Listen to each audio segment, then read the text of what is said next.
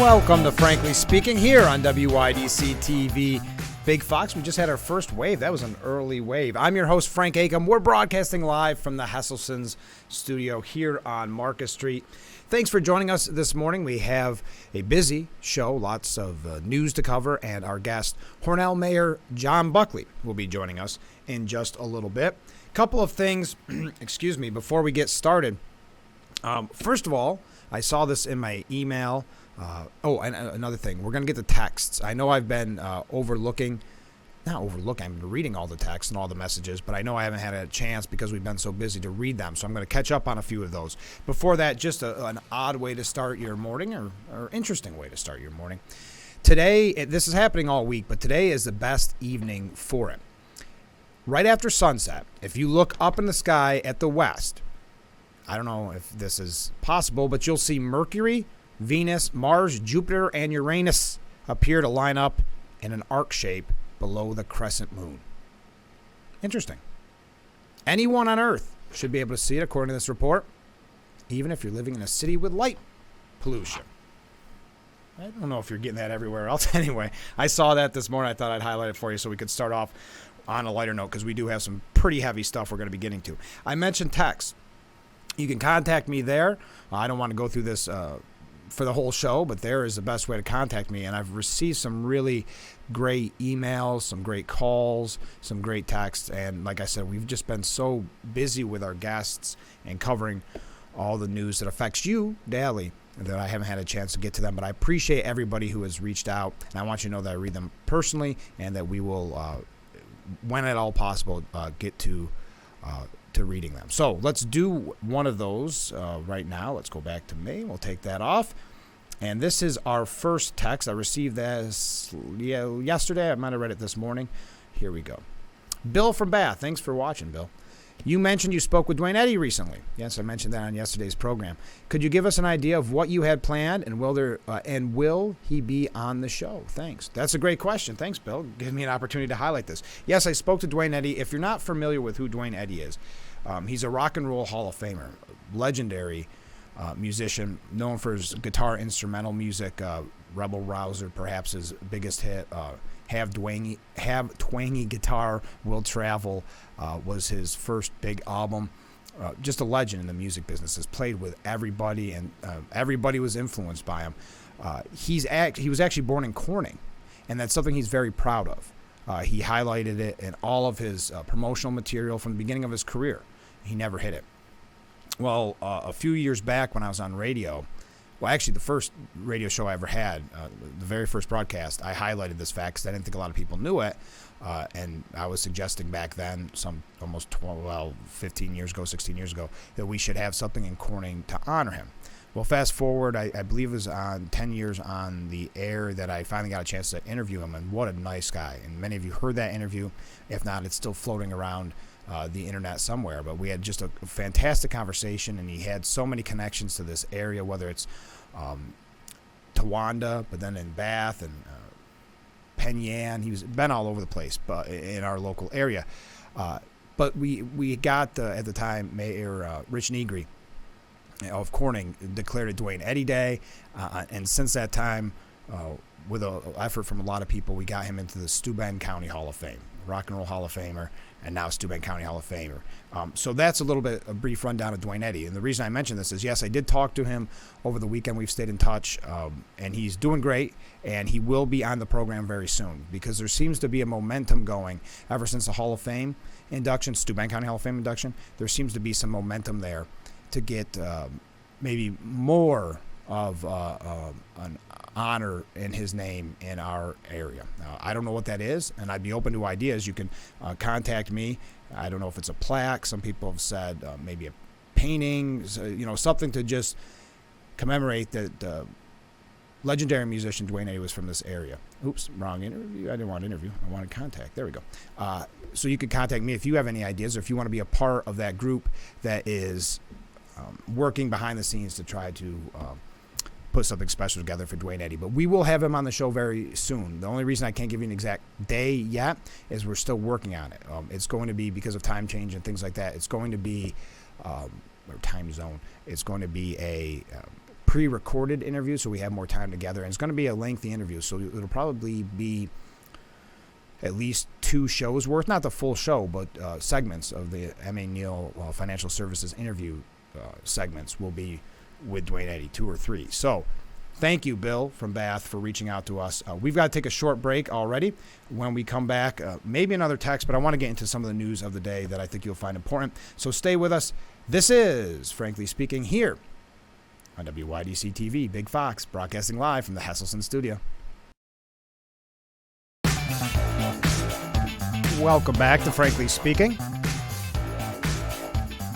here on WYDC TV, Big Fox, broadcasting live from the Hesselson's studio. A couple of quick news stories to get to before we talk with our guest this morning, Hornell Mayor John Buckley, and we always look forward to talking with him. He's a great guy. Okay, let's go to the news. I know that we have some Bills fans out there. We have some Giants fans. We have all kinds of fans from every different walk of life. But I didn't know if you had seen the new renderings that were released of the Bills Stadium. That we know that there's this new one. It's increased, by the way, $1.54 billion stadium. Now, I know even if you are a Bills fan, you're saying, Frank, you said things that are going to affect my life, and maybe this doesn't affect my life all that much. Well, unfortunately, as you may recall at the time, it does. Because as taxpayers, it cost us quite a bit. It is a $1.54 billion stadium. Wow, that's a $140 million overrun already. So that's what it's going to look like. There's a couple pictures here from the Bills' official Twitter page. That's what it'll look like on the inside. A couple pictures of the outside. Beautiful looking place.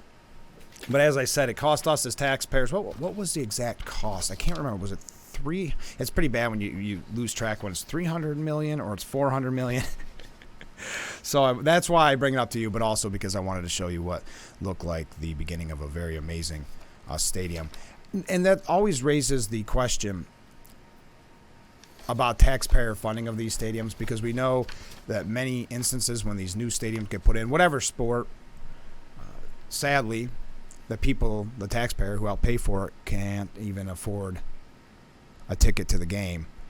They do say that this new overrun we are not responsible for. Many have argued we shouldn't have been responsible for as much as Governor Hochul gave the Bills, but that's something that you can judge for yourself. But I do think there's that argument of why do taxpayers foot any of the bill for an organization that will, the NFL, for instance, a billions of dollar industry. So also, and this I don't have anything to put up on the screen, but just because we're going to hit some things quickly locally, Steuben County, we've talked about this a few times in the past. They have urged state leaders yesterday, they had a meeting, to prevent NYSEG from imposing excessive utility increases on customers.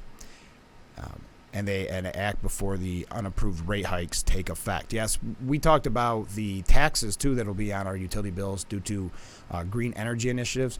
So what we just see is piling on. The county legislature met in a regular session yesterday. Again, this is Steuben County.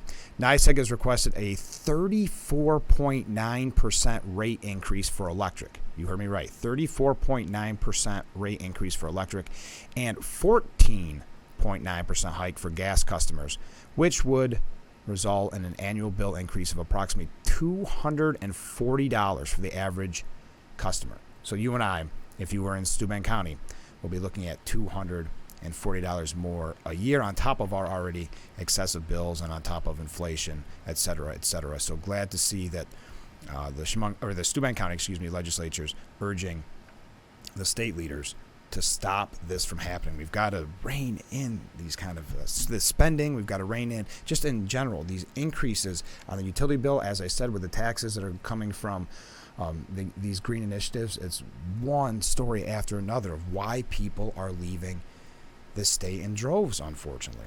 I've got a few other examples of that. Again, unfortunately, not to use that word, but we'll talk about that in just a moment. I do have to take another short break, so stay with us. This is Frankly Speaking on WYDC TV, Big Fox.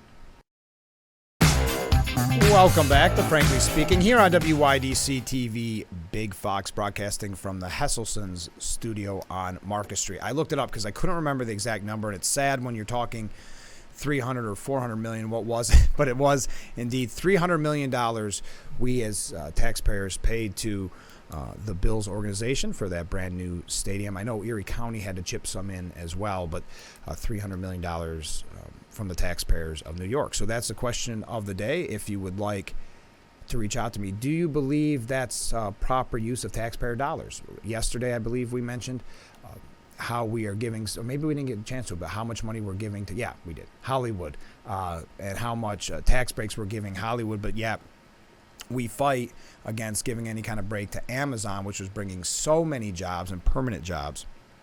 It seems misplaced. And speaking of misplaced, and then you can answer that, and tomorrow I will read your response if we have the chance.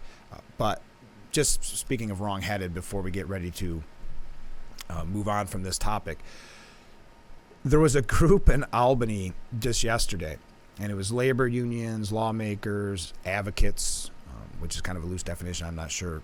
Everybody, I guess, in some way or another is an advocate. But they're not happy with Governor Hochul's proposal for $15 minimum wage in New York.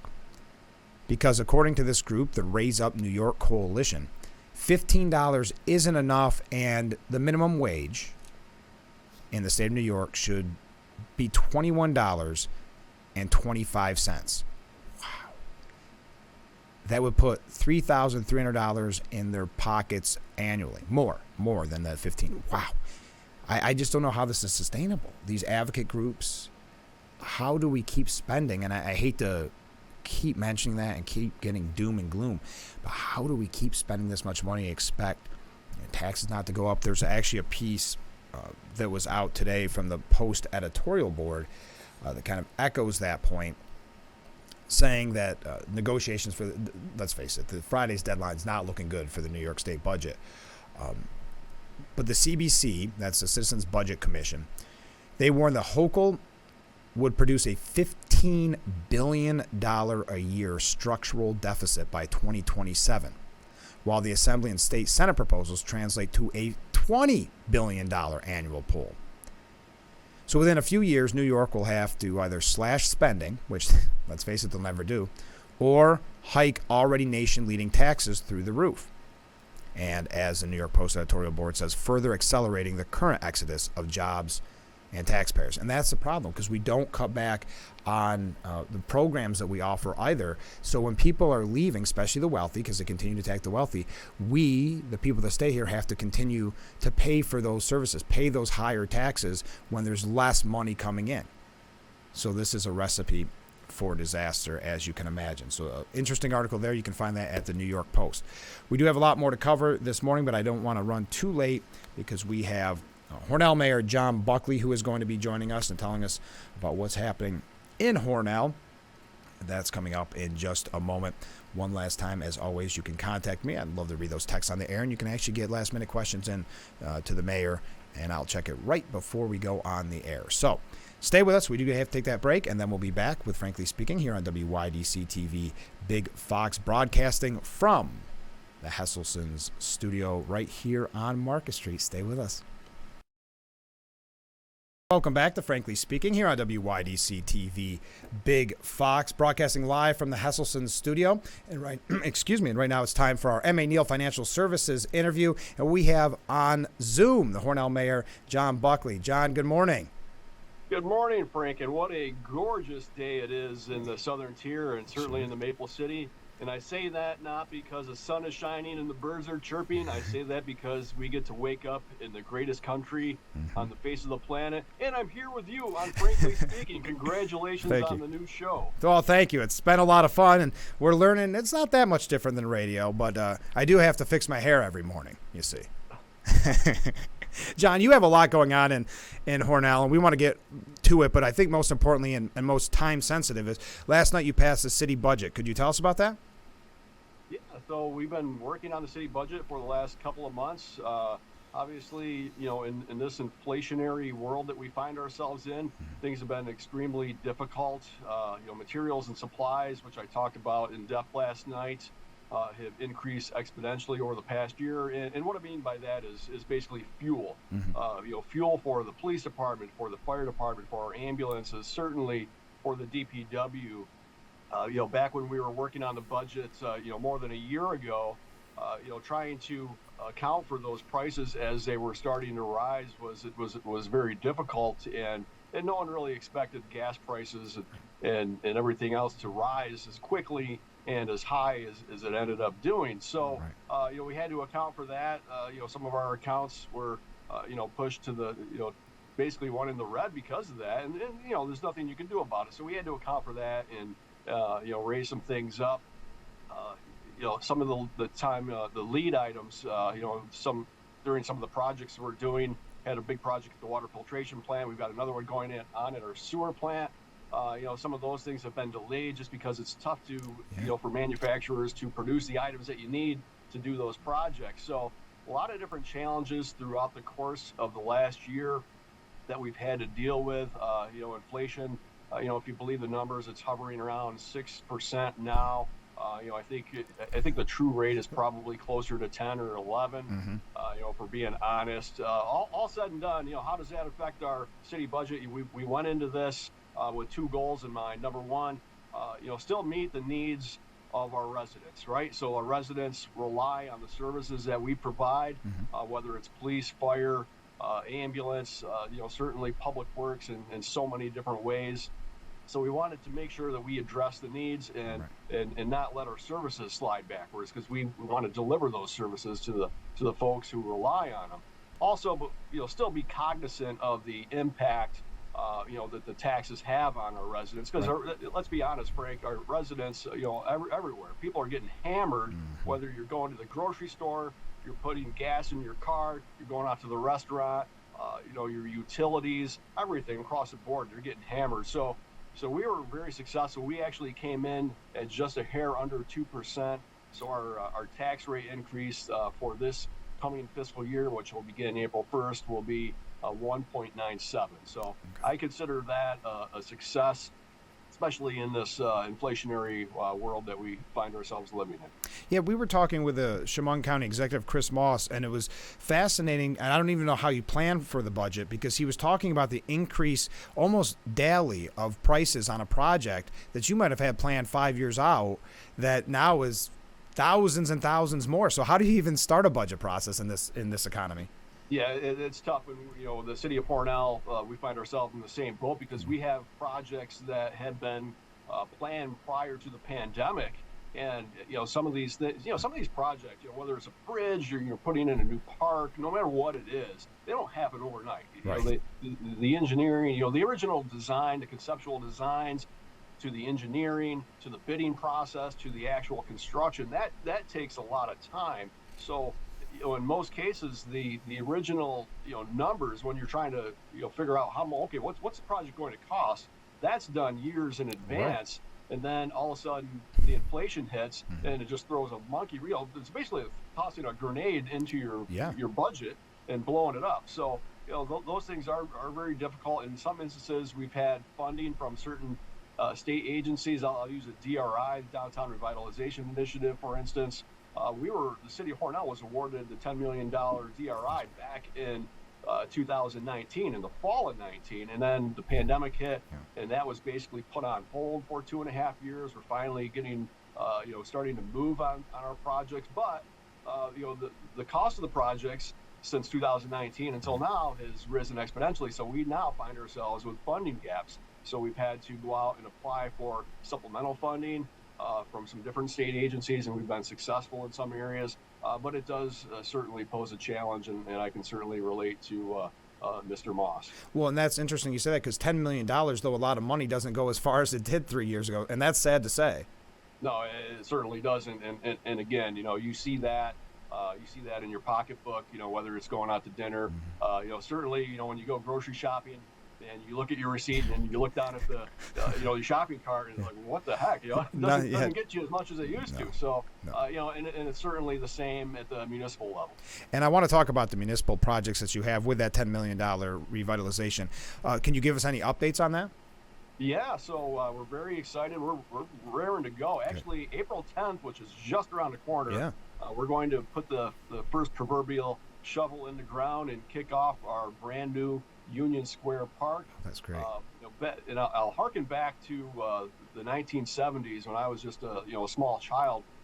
Back in the 70s, we had Union Park, which was Center City, and folks of my parents' generation and certainly my grandparents' generation enjoyed Union Park. It was the centerpiece of the city. It was a pedestrian park, and then because of urban renewal and the implementation of Route 36, which cut the city basically in half, we lost Union Park. So we've never had that downtown green space that we did once upon a time. So Union Square, where that is, and it's just a hair north of where the old Union Park is, was actually donated by a community bank. So it's a nice open green space. And working through our partners with Labella and CP Ward is a company that won the bid. They'll be putting the first shovel in the ground. We're going to have a groundbreaking ceremony on the 10th, and it'll be a beautiful park. It'll have an in-ground water fountain, a raised stage, benches, sidewalks, the whole shebang. It's going to be beautiful, and we'll share some conceptual designs with you as we get closer. Oh, please do, because that sounds very similar to like what we have here in Corning, and that's a huge success, especially in the summertime and in the fall.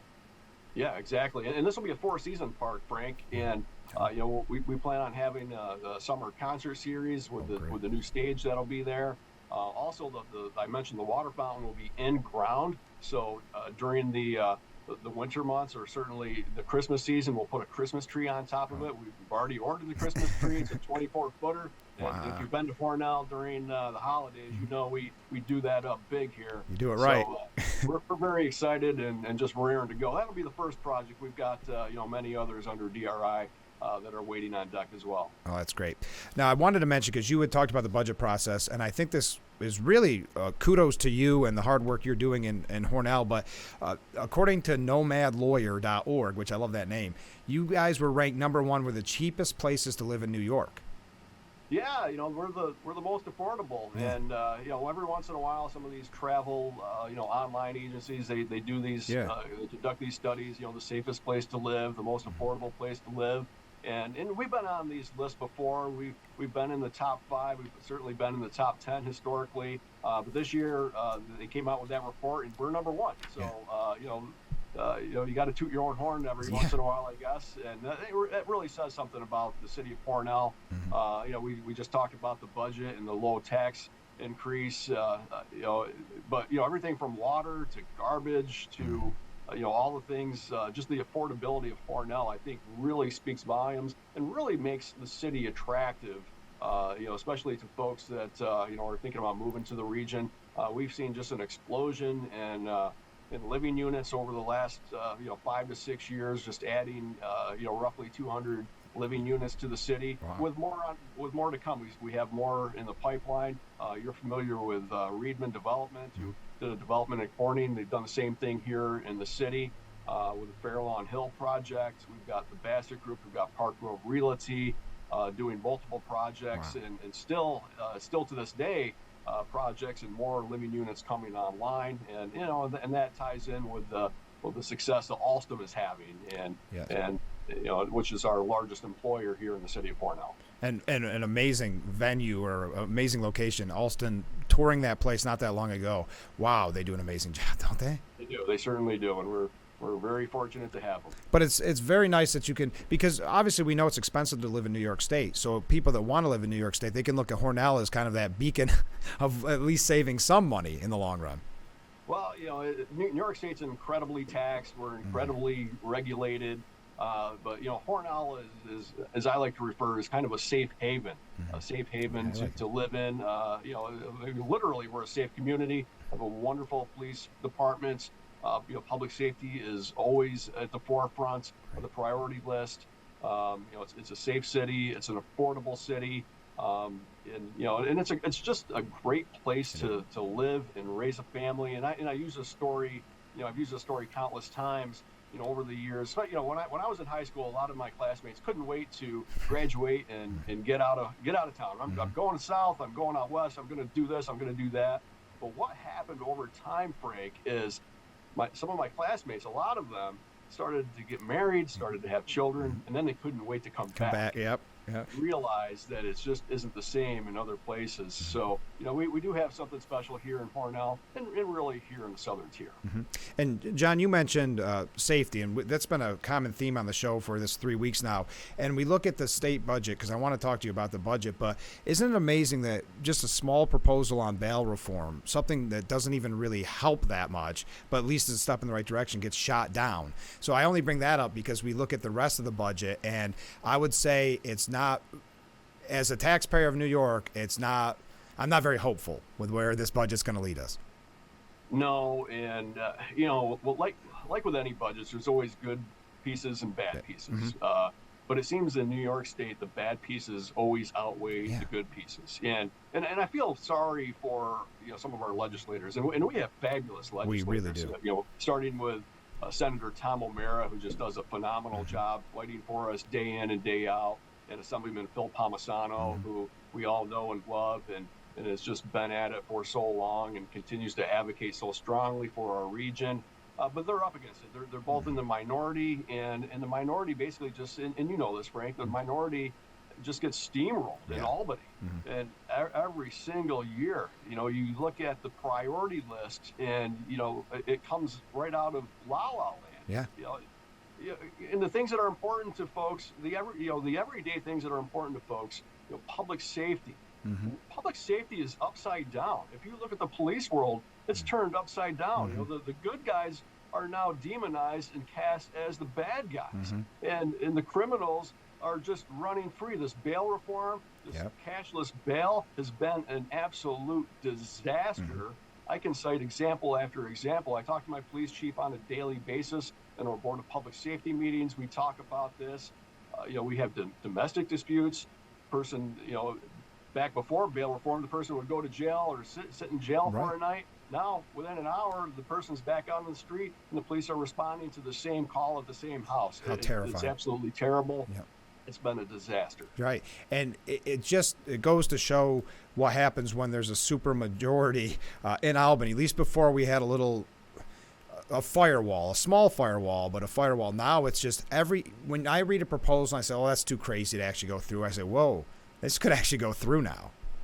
And it has. Yes. And it's become a theme. And that's just on the police side. Then they have the financial side. Look at AIM funding, and AIM stands for Aid and Incentives to Municipalities. AIM funding for cities and villages, Frank, has not changed in 15 years. Imagine, working a job somewhere and not getting a pay increase for 15 years. In the meantime, school districts are, they're getting historic levels of funding. I think it's upwards of 8% just this year in foundation aid, and good for school districts. I'm not taking anything away from them, but hey, what about cities and villages? It's the cities and villages that supply your water and your sewer and your police and fire and EMS and your DPW. It's the cities and villages that pave your roads and do all of those things that impact and affect your day-to-day life. Right. So, I wish the governor would turn her attention to cities and villages and give them a little bit more support. Maybe as compared to Hollywood. Well, don't get me started on the tax breaks for that. I know, it is unbelievable. John, just before we go, a couple, maybe if you could put on a different hat for a moment. How's the political scene in Hornell? I try to highlight for those that are trying to get interested or getting involved in politics. What are you seeing this year with November elections? Well, it's a local election year. I'm not up myself, but the city chamberlain is up. We have a 10-person council. Okay. So all 10, it's kind of like Congress, like the House of Representatives. All 10 are up at the same time. We have one of our county legislators who is up. So I think we will have probably a handful of competitive races. We'll have some that are competitive races and some that'll run unopposed. We'll find out shortly. Obviously, it's still petition season. The petitions are due in another week or so. So, we'll see what the landscape looks like there. I will say this, the city of Hornell, our common council, whether Republican or Democrat, and we do have a Republican majority, obviously, but we've got good folks. We've got 10 good folks that are community minded, and we kind of have this unwritten rule that you don't bring your politics inside City Hall, because we're not at the local level, Frank. We're not battling the war on terror, the border crisis, abortion, those big ticket items. We're here to serve the folks and make sure that they're taken care of here. You're right. I think it's funny because you said something just a second ago that it's a Republican majority. Obviously, that wouldn't have been obvious about 10 years ago. No, I say that. No, I know, but I love that. Sorry, that was me just bragging you guys up a little bit there in the Republican Party in Hornell. But you are doing amazing work as mayor and just in general. Before we go, John, what would you say to people maybe that are watching but aren't in Hornell to tell them about your beautiful city there and just what you hope to accomplish moving forward? Yeah, so we do have a beautiful city. We're nestled right here in the heart of the Canisteel Valley. Beautiful. It's just a beautiful, beautiful area. And we're a city on the move, Frank. We're growing. We've got economic growth and more development on the way. We've got projects going on, and my vision for the future is just to continue delivering those services at a very high level. Continue the economic development that we've seen over the past several years and build off that. And I think DRI is going to dovetail very nicely. And honestly, Frank, just continue improving the quality of life of residents at an affordable price. And I think we've been successful in doing that. And we'll keep working extremely hard to continue that. And I'd recommend anybody, maybe a nice, beautiful weekend coming up, just drive down to Hornell and stop at a great restaurant, see the town. It's beautiful. Come on down. Yeah. Come on down. We're open for business. All right. John, thanks so much for being on the program this morning. It's an honor being here, Frank, and congratulations once again on the show. Well, thanks. Let's do it again soon, okay? Absolutely, brother. Thank All you. right. We'll be right back with Frankly Speaking. Stay with us.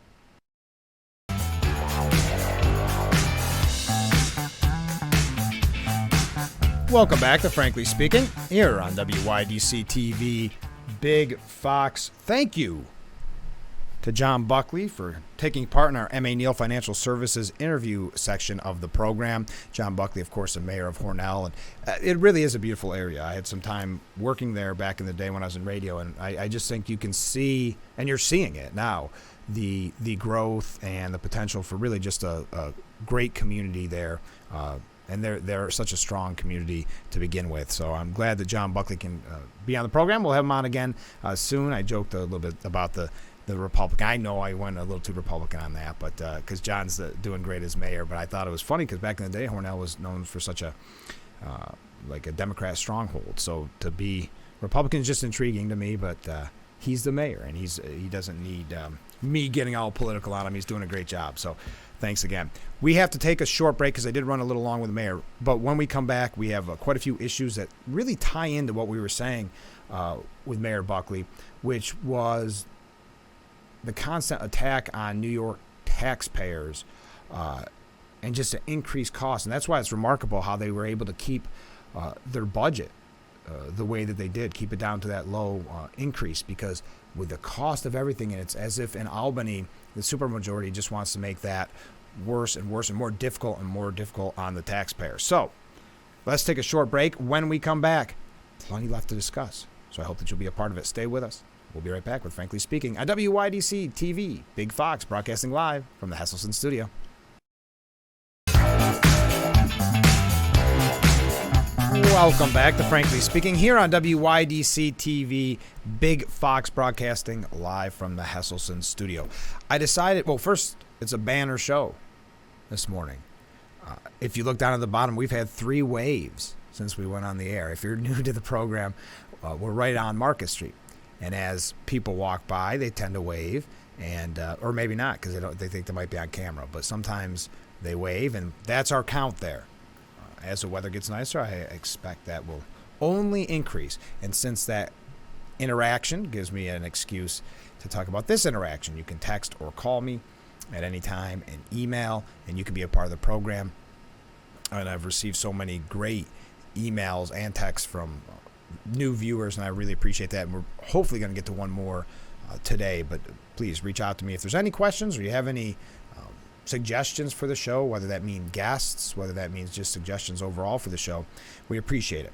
Now, I mentioned that we were going to talk about New York. Let's get away from New York for a moment because this ties in with really the overall theme of what we've been discussing lately, whether it's that horrible tragedy yesterday with the school shooting, and our thoughts and prayers are with their family. It's just tragic, and we'll learn more about that, obviously, as information unfolds, and I don't really have a lot to add to it at this point. I don't like the media's general coverage of a tragedy like that, because to me, my knee-jerk reaction, you would hope, is this is horrible. This is tragic, and you have a moment to grieve. It seems like many in the media and many in politics, I even hate to word it this way, but look at it as, let me push an agenda, and that troubles me so much. Can we grieve? Can the family and friends and just the people that read the stories and see the stories, can they have a moment to grieve and think about what had happened? But apparently that's not really where the media's head is always at, or specifically politicians use it very often to push an agenda, and that's saddening. It really is, and it's very frustrating and maddening to an extent. But you're probably wondering why I'm bringing that up in the context of a new article. Well, there's been a lack, and let me get to the screen so you can see. It's more just a visual than it is the article, but it's a crisis of faith in itself. And if you look at this poll that just came out, do I have to take a short break already? I do. I got to take another short break. I apologize. But when we come back, we're going to talk about this. America pulls back from values that once defined it. This is very, very troubling, what we learned in this piece, and it's from the Wall Street Journal. They had an NORC, the company that did the survey. Supposedly, I don't know if I always agree with this on polls, but it's a nonpartisan research organization. I'm going to tell you what it found when we come back. So stay with us. We'll be right back with Frankly Speaking here on WYDC TV, Big Fox.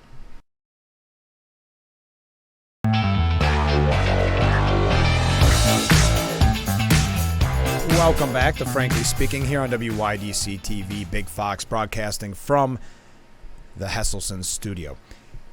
So back again to, and this isn't the actual piece, this is an opinion piece about the poll, but we're seeing very troubling numbers in this country regarding patriotism, or I should say maybe lack thereof, patriotism, and faith and religious beliefs and community. I saw this and I said, I keep mentioning this program is about you. It's about the community. Maybe I should just be talking about pop culture things, because according to these polls, some 38% of respondents said patriotism was very important to them. Just 38%. 39% said religion was very important. That was down when the question was first asked in 1998. 70%. In 1998, 70% deemed patriotism to be very important, and 62% said so of religion. But, and how much of this is the media and politics dividing us even more? And what I mean by that is, when COVID hit or some other major events hit, it kind of changes your perspective. And now what we see in pop culture and we see in media and in academia is a push to get away from these things that defined us as a country, to criticize patriotism or to criticize those that are religious. And I'll give you an example, and this again from the Wall Street Journal, but I think this sentence kind of shows you maybe a little bit of what I mean by that. Quote, "A number of events have shaken, in some ways, fractured the nation since the Journal first asked about unifying values. Among them, the September 11th, 2001 terrorist attack, the financial crisis of 2008, and subsequent economic downturn, and the rise of former President Donald Trump." So in that, the economic downturn, the Great Recession, the September 11th terrorist attack, no mention of COVID either. Isn't that interesting? No mention of a pandemic. But yet in that list is the rise of former President Donald Trump, equating those things together. So that's what I mean. This is another example of the media dividing us even more, but that's not the tangent I want to necessarily go on. These numbers are just very troubling. I think when you talk about public safety, like we've talked about, we talk about the addiction problem, the opioid, the whatever, the drug addiction, alcohol addiction, it all ties in with this really lack of belief in what once defined us, whether that's patriotism, religion, community involvement, something we talk about here so frequently. That's down to 27% believe it's very important. These are troubling numbers and something that makes you worried about the future of the country. Boy, I brought this down, didn't I? Got heavy. We got to take a break, but we can't ignore it. If we ignore it, it's at our own peril. So let's take that last break, and then we'll wrap things up here on Frankly Speaking on WYDC TV. Big Fox, stay with us. Welcome back to Frankly Speaking here on WYDC TV. Big Fox broadcasting from the Hesselson studio here on Market Street. Like I said, as you can see, we got 3 waves today. I wanted to mention before we wrap up another text message I received that I want to answer the question. They did not give a name, so this is anonymous. I enjoy the show. Well, thank you. That's very kind. It's nice to have a place where the community has a voice. Going back to community. Well, this person would have voted the community was important in that poll, and we appreciate that. I volunteer for a charitable organization, good for you, and wonder if you will be doing interviews with charitable groups or just highlight their fundraisers on the screen. Oh, like this, like I do there. No, absolutely. We are going to have interviews with numerous charitable organizations. I know coming up soon, without my calendar in front of me, representatives from the Corning Salvation Army will be in on the program. So yes, if you're part of a charitable organization or just some community group that wants to get some attention, we can always put it up on the screen like that so people can see it if it's a chicken barbecue or a spaghetti dinner or something like that. But if it's a bigger event, we can talk with you, have a representative come in. Just get a hold of me. Again, we'll go back to that screen. There you go. Contact me there because no matter what that poll says, community is important to us, and this is a voice for the community. This show is you. This show is the community. Thank you again to John Buckley for being on the program, the mayor of Hornell. We appreciate him doing the Zoom interview. Oh, I'm right in the middle of the contact. Jeez. Thank you to John Buckley for being on the program. Tomorrow we will have Steubenville County District Attorney Brooks Baker. You can ask questions to him there. Again, same contact information. We'll get those on the air tomorrow when he joins us. So have a great day, everyone. This went quick. It always does, but continue to make us a part of your routine starting at 7 a.m. here on Frankly Speaking on WYDC TV. Big Fox. I'm your host, Frank Acom, and we're broadcasting from the Hesselson studio. Looking forward to tomorrow already, so we'll talk to you then. Have a great day, everyone.